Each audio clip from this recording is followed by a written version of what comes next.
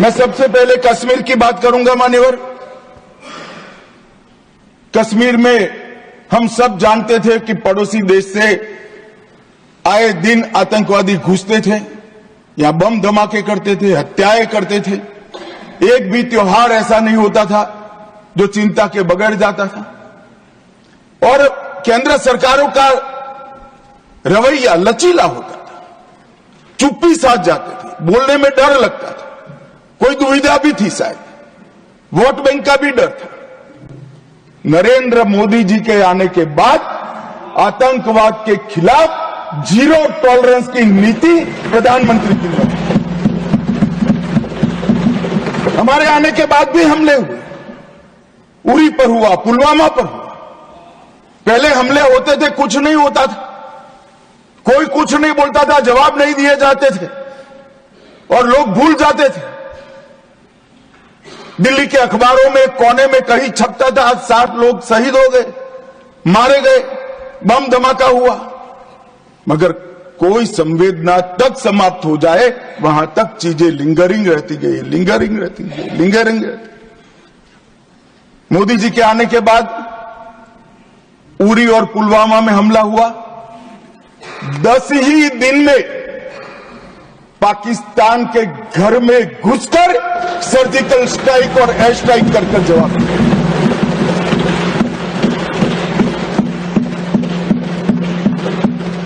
पूरे दुनिया में 2 ही देश ऐसे थे जो अपनी सीमा और सेना की सुरक्षा के लिए हमेशा सम्मान के साथ तत्पर रहते थे, इजराइल और अमेरिका। वो 2 देशों की सूची में मेरे महान भारत का नाम जोड़ने का काम नरेंद्र मोदी, और वहीं से शुरू हुई आतंकवाद के खिलाफ जीरो टॉलरेंस की नीति। मान्यवर, हम सब जानते हैं धारा 370 कश्मीर के अलगाववाद का मूल था। हम भी कभी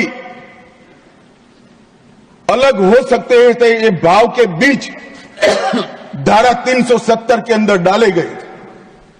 मगर हमारे संविधान निर्माताओं का भी मैं बहुत मनपूर्वक धन्यवाद करना चाहता हूं, बड़े दूरदर्शी थे।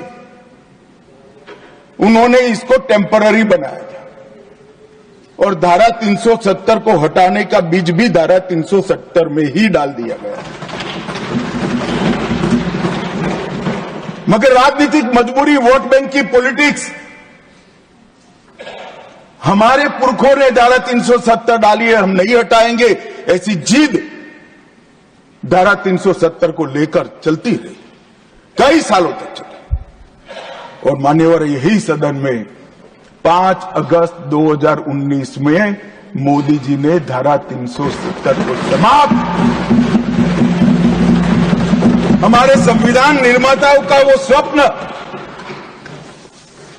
कि एक देश में 2 प्रधान, 2 विधान, 2 निशान नहीं होंगे, कैसे हो सकता है?